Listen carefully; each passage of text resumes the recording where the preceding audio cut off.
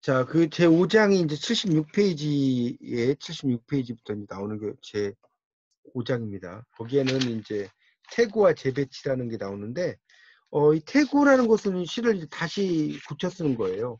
그래서 거기 이제 보면 그 76페이지에 소월의 진달래꽃도 이제 여러 번 고쳐 썼다는 거죠. 거기 보면 3년에 걸쳐서 태고를 했다라고 나오고 있습니다. 이 진달래꽃이라는 작품은 무려 3년에 걸쳐서 태고를 한 작품이다. 이렇게 보시면 됩니다. 그래서 가시는 길 발걸음마다 뿌려놓은 그 꽃을 고이나 지려 밟고 가시 없어서 이렇게 나오고 있죠.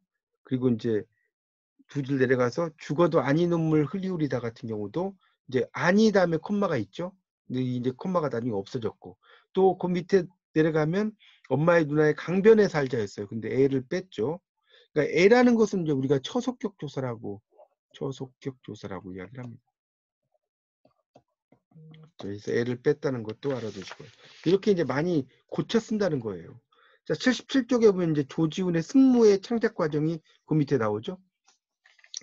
구상한 지 11달, 집필한 지 7달 만에 겨우 이루어졌다. 그래서 승무의 비밀은 끝났다. 써놓고 보니 이름 모를 승려의 춤, 이런 것에 대한 이야기를 써놨다는 겁니다. 그런 내용을 쭉 설명을 했고요. 그래서 이제 승무도 2년 가까운 기간 동안에 이제 시를 쓰게 됐다는 거. 우리가 볼 때는 그냥 한 번에 썼다라고 생각하지만 그런 게 아니라는 것을 설명을 하고 있고요. 78쪽에 이제 구상의 시법이라는 시가 있어요.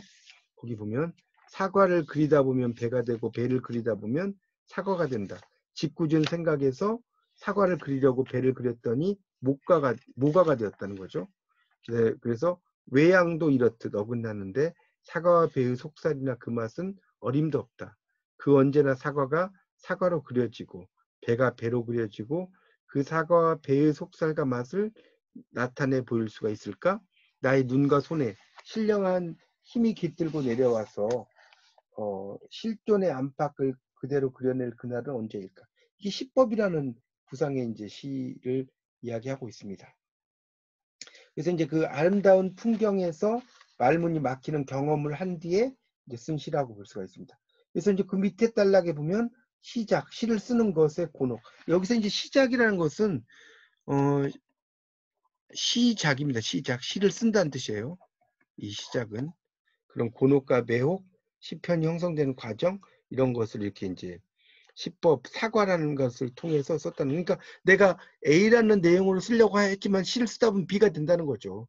그걸 이제 사과와 배, 모가로 쓴 겁니다. 그렇게 이해하시면 될 것 같습니다. 그런 내용이 쭉 이어지고 있어요.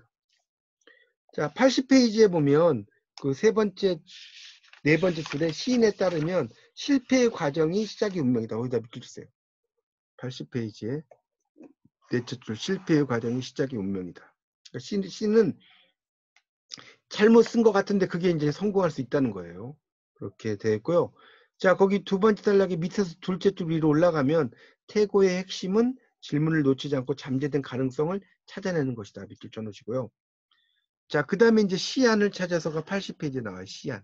시안이라는 것은 시를 보는 눈이죠. 시안. 그래서 이제 시를 보는 눈이라고 보시면 됩니다. 그래서 이제 당나라 시인 가도에게 불현듯 시상이 떠올라서 가던 길을 멈추고 이제 글을 옮겼죠. 새는 연못과 나무에서 잠들고, 거기 이제 한자가 이제 그 있는 게 조숙 지변수예요. 그 옆에 설명 나오죠? 그 다음에 중은 달 아래 문을 민다. 그래서 승, 퇴, 월하문이에요. 이 퇴자가 밀퇴자거든요. 밀퇴자. 근데 글자가 마음에 걸리죠?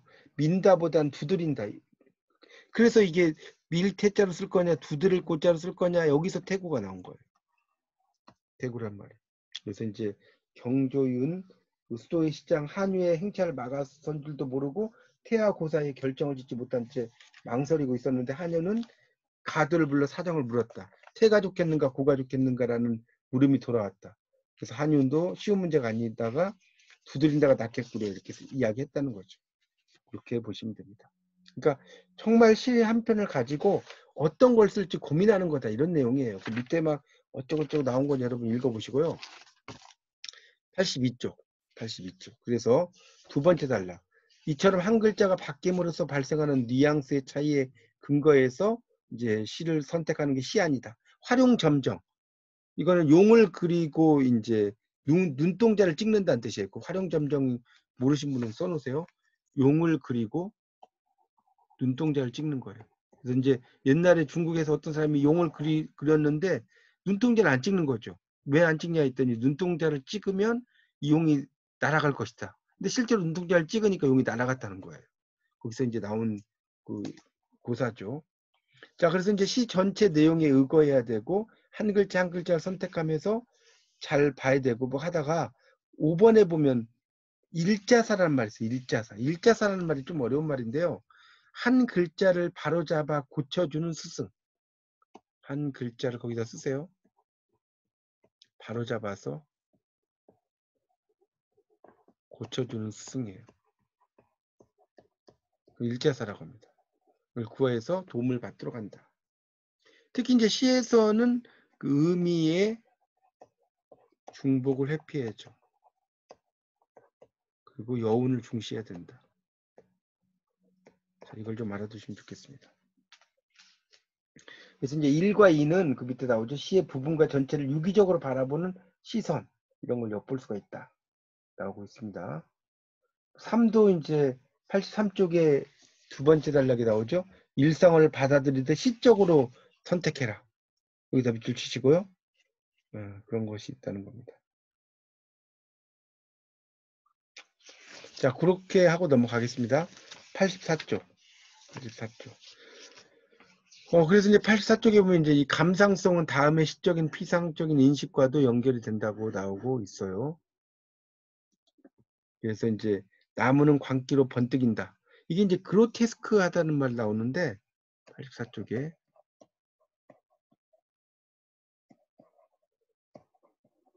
우리말로 하면 기괴한이라는 뜻이에요. 기괴한. 그로테스크하다. 그래서 이제 그 이미지를 선보이고 있는 것 같으나 도회의 엽기적인 삶을 웹 검색으로도 알 수 있는 예측 가능한 범위 내에서 이제 이야기를 하고 있다는 것이죠. 그 밑에 이제 나무의 수삭이라는 게 이제 그 습작시로 나무는 광기로 번뜩인다는 시가 있고요. 나무의 수삭이 이제 있습니다. 이게 이제 손택수 시인의 그 시가 되거든요. 85쪽에 보면. 자, 왼쪽은 이제 그냥 쓴 거고, 오른쪽은 걸 시로 쓴 거죠. 자, 85쪽을 보세요. 거기 이제 꽃이 피었다. 도시가 나무에게 반어법을 가르친 것이다. 이 도시의 이주민이 된 뒤부터 속마음을 고지그대로 드러낸다는 것이 얼마나 어리석은지를 깨닫게 되었지만 살아있자 악착같이 들뜬 뿌리라도 내리자 해가지고 쭉 이야기가 돼요. 여러분 읽어보세요. 그래서 이제 그 86쪽에 밑에 보면 마지막으로 5에서 말하는 일자사란 한 옛사람이 한 글자로 스승을 삼았다. 그래서 이렇게 이야기를 하고 있죠. 그러니까 시를 쓸 때는 글자 하나하나를 어떻게 쓸지를 잘 생각을 해야 된다는 것이죠.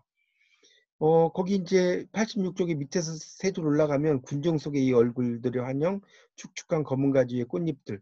이게 이제 바로 이제 줄여서 원래는 31행이었대요. 6개월 뒤 반으로 줄이고 1년 뒤 2행으로 줄인 작품이에요. 한 번에 두 줄 쓴 게 아니라는 거예요. 그렇게 이야기를 하고 있습니다. 자, 그 다음에 이제 87쪽에 보면 그래서 이 스테판 말라름의 두 번째 단락 첫째 줄에 책이라는 책이 있다. 일정한 순서대로 묶여있지도 않고 쪽수도 없이 낱장으로 이루어졌다. 그래서 이 책을 읽으려면 먼저 순서를 만들어야 된다. 이 이상한 책은 읽을 때마다 다른 책이 된다. 책의 숨결을 불어넣는 것이다. 그렇게 이야기를 하고 있죠. 일종의 이제 요즘으로 말하면 하이퍼 노블이라고 볼 수 있죠. 하이퍼 소설. 하이퍼 소설의 원조다라고 볼 수가 있겠습니다. 우리 흔히 말하는. 자, 목소리가 있는 태고죠. 거기 이제 시집은 눈과 귀로 읽는다라고 나오고 있습니다. 그래서 그 시를 읽을 때 이제 글자의 하나의 의미들을 잘 따져가면서 읽으라는 거예요. 거기 이제 밑에서 87쪽 두 줄 올라가면 활자하던 시는 시각 테스트가 틀림없지만 시를 구술 청각에 의해 감상하던 전통이 행과 어조 그리고 리듬과 분위기에 실린다. 시의 목젖을 떨리게 하는 듯한 상상적 경험을 하게 된다. 이렇게 나오고 있습니다.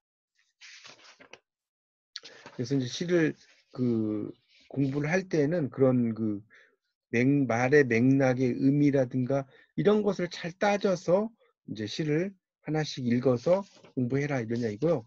자, 89쪽의 마지막 줄에 보면 시인은 스스로 소리내어 말하고 듣는 과정을 실현해서, 자, 넘기세요. 필자가 아닌 독자가 되어볼 수가 있다는 거예요. 시인이면서 자신의 작품을 객관화하라 이런 이야기를 하고 있습니다. 자, 그러다가 이제 마지막에 90페이지 나오죠. 이제 귀명창으로 만들어둔다, 고독은. 그래서 이제 이 원고를 한 사람의 독자로 읽어야 된다. 가장 좋은 방법은 원고를 소리내어 읽는 것이다. 그러면 불분명하거나 어색하거나 생기없는 구절을 찾으려고 할 필요도 없다. 귀로 알게 될 테니까. 사무실이나 도서관 등 낭독에 적합하지 않은 장소에 있다면 조용히 입모양만 움직이든지 속삭이기만 해도 비슷한 효과를 누릴 수 있다. 이렇게 이야기를 하고 있습니다. 그래서 이제 퇴고를 한다는 것은 자기가 쓴 글에 대해서 다시 한번 맥락들 이런 것을 잘 따져서 시를 읽어 나가는 것이다. 그런 내용으로 이해를 하시면 될 것 같습니다.